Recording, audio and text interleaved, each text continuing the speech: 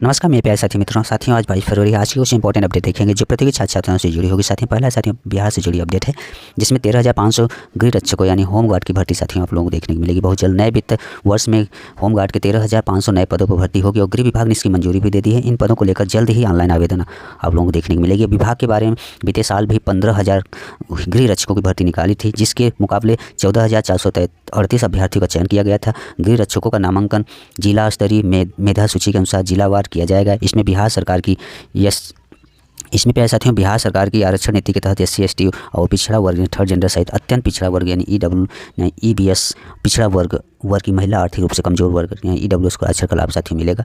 भर्ती में पिछले साल के नियम लागू रहेंगे। सभी वर्गों के पुरुष महिला एंड थर्ड जेंडर अभ्यर्थियों के लिए न्यूनतम उम्र 19 वर्ष व अधिकतम 40 वर्ष निर्धारित की गई है। न्यूनतम शैक्षणिक योग्यता इंटरमीडिएट उत्तीर्ण होगी। अभ्यर्थी जिस जिला के अस्थायी निवासी है एकमात्र उसी जिले के लिए आवेदन भर सकते हैं।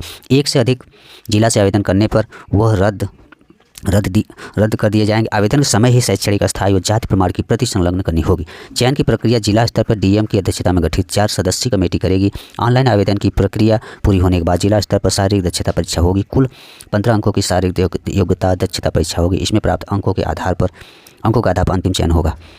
नामांकन प्रक्रिया पूरी होने के बाद अभ्यर्थियों के बायोमेट्रिक रजिस्ट्रेशन और सत्यापन की प्रक्रिया होगी। उसके बाद सर्वप्रथम दौड़ में सफल अभ्यर्थियों को ऊंचाई व सीने का माप लिया जाएगा। प्यारे साथियों ये रही आप लोगों की फिर से एक नई वैकेंसी होमगार्ड के आप लोगों को देखने की मिलेगी बिहार में। नेक्स्ट अपडेट देखेंगे। एम्स खाली फैकल्टी पदों के लिए नियुक्ति प्रक्रिया अटकी। देश के शीर्ष चिकित्सा संस्थान अखिल भारतीय आयुर्विज्ञान संस्थान दिल्ली में फैकल्टी स्तर के 34% पद खाली होने के लिहाज इलाज से व्यवस्था पर दबाव बढ़ गया है और 1306 स्वीकृत पदों के मुकाबले केवल 860 ही डॉक्टर इसमें कार्यरत है जबकि 446 पद रिक्त पड़े हैं। लंबे समय से अस्थायी नियुक्तियां न होने और कई डॉक्टरों के सेवानिवृत्त या संस्थान छोड़ने से स्थिति गंभीर बनी हुई है। निदेशक एम्स श्रीनिवास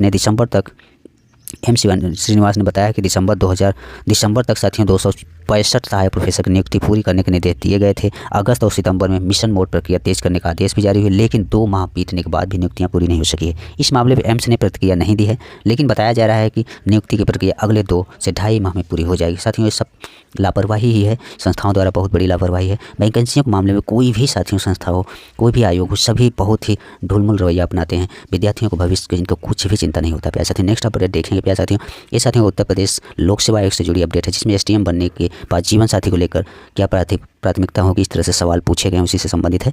साथियों उत्तर प्रदेश लोक सेवा आयोग में साक्षात्कार चल रहा है। 2024 के जो 6ठे दिन विभिन्न पैनलों ने लगभग 120 अभ्यर्थियों का इंटरव्यू लिया है। प्रत्येक पैनल औसतन 10 अभ्यर्थियों से विस्तृत बातचीत की। इस प्रकार पहले बैच का साक्षात्कार समाप्त हुआ। सोमवार से दूसरे बैच की साक्षात्कार प्रक्रिया होगी और साक्षात्कार के दौरान एक महिला अभ्यर्थी से पूछा गया कि वह STM बनने के बाद विवाह को लेकर साथियों विवाह करती है तो जीवन साथी के चयन को लेकर उनकी क्या प्राथमिकताएं होगी, साथ ही दहेज को लेकर आप क्या करेंगे। इस संदर्भ में सामाजिक व्यवहार से जुड़े प्रश्न भी पूछे गए। वही कल्प वृक्ष और परिजात वृक्ष का उल्लेख करते हुए सांस्कृतिक और पौराणिक वृक्ष पूछे गए और टेबल टेनिस जैसे खेल से प्रशासन में कौन से सकारात्मक तत्व अपनाए जा सकते हैं और उन्हें नीति के रूप में कैसे लागू किया जा सकता है, इस पर सवाल भी पूछे गए। साक्षात्कार के दौरान सामाजिक बहसों, प्रशासनिक नैतिकता, पर्यावरण, आपदा प्रबंधन, तकनीकी बदलाव और व्यक्तिगत दृष्टिकोण जैसे विविध आयामों पर अभ्यर्थियों से परखा गया। इस प्रकार के सवाल पूछे गए, समझ कर रखे गए, उनके विचार को जांचा गया। अभ्यर्थियों सामाजिक मुद्दे के इन बिंदुओं से रहे सवाल साथियों बजट में पूंजी व्यय और राजस्व व्यय के अंतर पूछा गया। संगठित और असंगठित क्षेत्र, गिग वर्कर्स तथा गिग शब्द के अर्थ पूछे गए। भ्रष्टाचार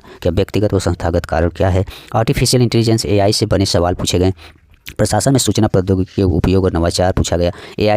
संप्रभु AI की अवधारणा क्या है। भारत, चीन, अमेरिका में AI टूल्स के उपयोग के बारे में पूछा गया। AI के संभावित खतरे क्या है। भारतीय AI कंपनियों के नाम पूछे गए। AI के आगमन से रोजगार पर पड़ने वाले प्रभाव पर आपकी क्या प्रतिक्रिया, इस पर पूछे गए। नीति निर्माण में AI की भूमिका का वो उपयोग पूछे गए। प्रशासन और संस्थागत कार्यप्रणाली भी पूछे। कुछ अभ्यर्थियों से सचिवालय और आयोग के पदानुक्रम, समीक्षा अधिकारी के दायित्व तथा विभिन्न प्रशासनिक संस्थाओं को कार्यप्रणाली पर प्रश्न किए गए। एक अभ्यर्थी से पूर्व साक्षात्कार का अनुभव और अंतिम चयन न होने से संभावित कारणों पर भी उनका आत्ममूल्यांकन प्रस्तुत करने को भी मौका दिया गया।